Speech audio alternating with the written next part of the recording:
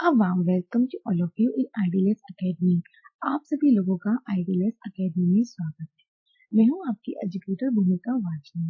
हमने अपनी last video lecture में डिस्कस किया था एंटी माइक्रोबियल प्रॉपर्टी रखने वाले माइक्रो ऑर्गेनिजम्स के बारे में और उनका production from the lactic acid bacteria. और आज हम अपने इस वीडियो लेक्चर में डिस्कस करेंगे साइक्रोफ्लिक्स का product isolation from a milk sample. तो आज के टॉपिक का जो हमारा एम है वो है isolation of psychrophilics from milk sample.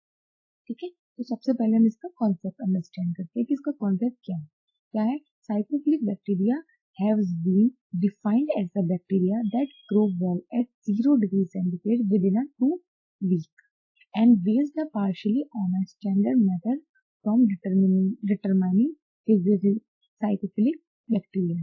ठीक है, साइक्रोफिलिक बैक्टीरिया वो बैक्टीरिया होते हैं जो हमारे 2 वीक्स में 0.0 डिग्री सेंटीग्रेड पर इजीली ग्रो कर जाते हैं। Next, poster definition defines them as bacteria that grow rapidly, relatively rapid at 1.7 to 10 degree centigrade, the temperature normally used in commercially holding and distributing channel. Spoilage of pasteurized milk and milk product often result from the growth and heal sensitive gram-negative non-sporing forming bacteria that enter products after pasteurization। देखिए, जो हमारे साइक्रोफिलिक bacterias होते हैं और वो bacterias होते हैं जो हमारे 0 डिग्री सेंटीग्रेड पर 2 वीक्स में इजीली ग्रोथ कर जाते हैं। इसके अलावा एक और डेफिनेशन है जो हमें बताती है कि ये वो बैक्टीरियाज होते हैं जो हमारा 1.7 से लेके 10 डिग्री सेंटीग्रेड पर बहुत इजीली ग्रोथ कर जाते हैं और इनका डिस्ट्रीब्यूशन और होल्डिंग कमर्शियली बहुत इजीली हो जाती है। जो भी हमारे मिल्क प्रोडक्ट्स हैं और जो भी हमारा मिल्क है जो पॉस्चराइज नहीं होता है या फिर स्पॉइलेज ऑफ पास्चराइज मिल्क, मतलब जो मिल्क हमारा खराब होता है या फिर जो मिल्क प्रोडक्ट्स हमारे खराब होते हैं उनको जो रिजल्ट है, मतलब उनके खराब होने का एक रीजन हमारे साइक्रोफिलिक बैक्टीरिया भी है। ये कौन से बैक्टीरिया होते हैं? ये heat sensitive gram negative non sporing bacteria होते हैं। ठीक है, जो बैक्टीरिया जब हम पास्चराइजेशन की प्रोसेस करते हैं उसके बाद एंटर कर जाते हैं किसमें? मिल्क प्रोडक्ट में।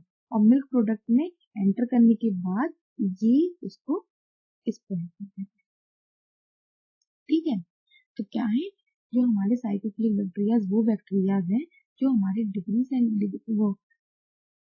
डिग्री सेंटीग्रेड पे 2 वीक में ग्रोथ कर जाते हैं। इसके अलावा 1.7 से लेके 10 डिग्री सेंटीग्रेड पर भी ये इजीली ग्रो करते हैं।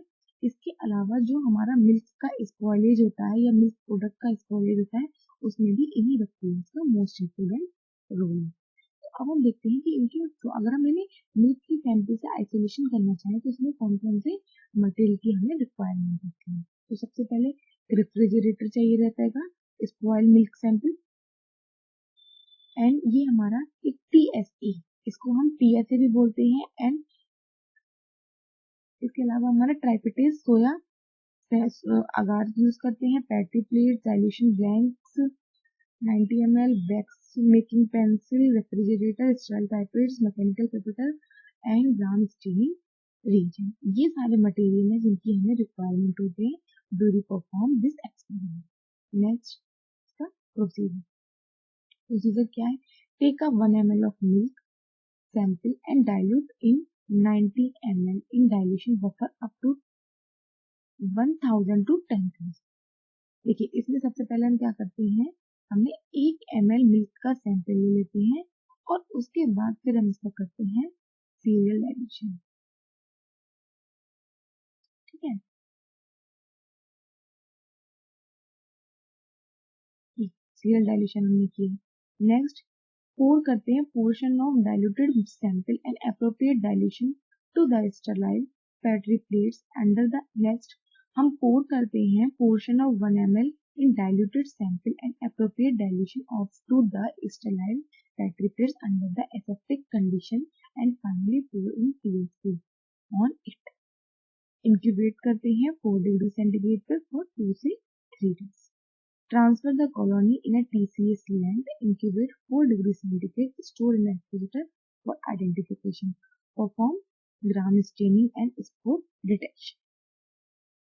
देखिए हम सबसे पहले क्या कर, ये हमारे स्टेप्स हैं जिनको हम फॉलो करते हैं during the isolation of psychrophilic bacteria. इसमें सबसे पहले क्या करते हैं, एक हमारा मिल्क का सैंपल, स्पॉइलेज मिल्क का सैंपल लेते हैं, ठीक है।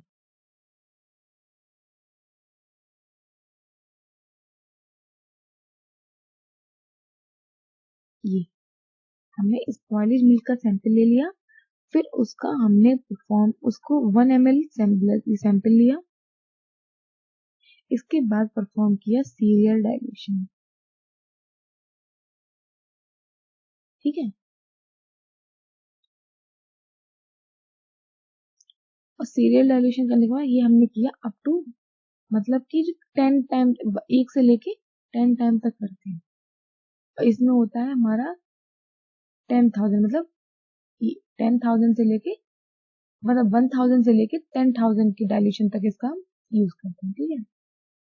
सीरियल डाइल्यूशन आपको पता ही है हम किस तरीके से परफॉर्म करते हैं। फिर हम क्या करते हैं,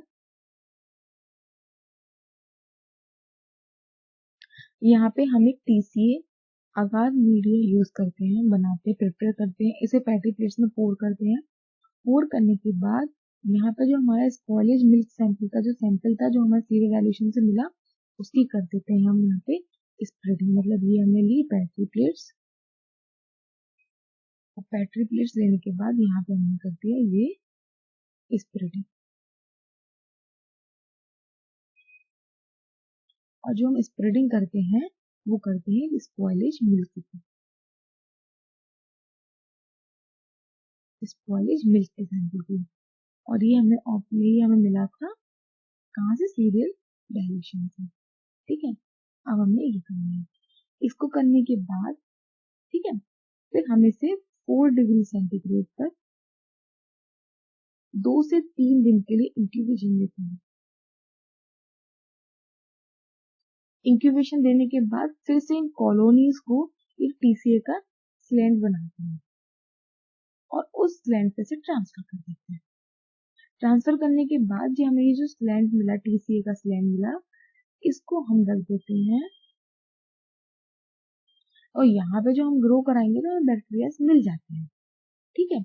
अब फिर हम क्या करेंगे, जैसे हमने TCA स्लैंड बना दिया, अपनी इस वाली कॉलोनी यहाँ पे भी हमें बैक्टीरिया मिले, यानी कुछ ना कुछ ग्रोथ यहाँ पे हुई होगी बैक्टीरिया की।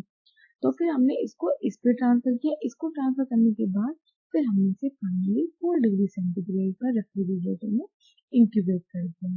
जब ये 4 डिग्री सेंटीग्रेड पे इंक्यूबेट कर दिया, फिर मतलब यहाँ पे हमने सेफली रख दिया, हमारी बैक्टीरिया की कोई लॉस वॉस नहीं होगा। फिर हमने यहाँ से अपना सैंपल लिया, इसको स्टोर कर दिया, जिससे कि कल को कोई दिक्कत हमें, अगर मान लो हमारा ये मास्टर प्लेट है, ये खराब हो जाए, स्पॉइल हो जाए, तो फिर हम क्या करेंगे। तो फिर हम ये जो हमने इसका स्टोर किया है उसी को, इसी से एक एक मतलब थोड़ा सा पिक करेंगे और नई पैटी प्लेट्स को इंक्यूबेट कर देंगे, फिर से हमें बैक्टीरिया लगा। तो इस तरीके से प्रोसेस करते हैं जिससे हमारा जो सैंपल है उसका लॉस ना हो, ठीक है। अब हमने 4 डिग्री सेंटीग्रेड, अब हमने क्या किया, इस वाले सैंपल से यहाँ पे लिया। अब हमें आइडेंटिफिकेशन करना है कि बैक्टीरिया हमें कौन सा मिला है।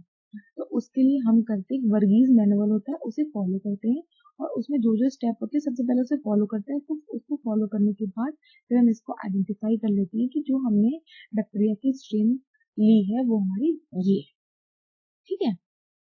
और ये जो हमारा ग्राम स्टेनिंग और स्पोर डिटेक्शन टेस्ट है, ये भी हमारा उसी वर्गीज मैनुअल के अंदर। तो इस तरीके से हम इस बात को आइडेंटिफाई कर लेते हैं, या फिर इस बात को आइसोलेट कर देते हैं कि इस पूरे तरीके से, ऐसे पूरे कॉन्सेप्ट को हम फॉलो करके कोई भी जो हमारा मिल्क सैंपल है उससे साइकोफिलिक बैक्टीरिया को आइसोलेशन कर ले। Thank you so much. अगर आपको मेरा ये वीडियो लेक्चर पसंद आया हो तो प्लीज फॉलो आइडियोलेस academy on Instagram, Facebook, Twitter, YouTube, WhatsApp, LinkedIn, and also get it in Google Play Store. Thank you so much for watching my video. Please like, share and subscribe Ideolab Academy. Thank you.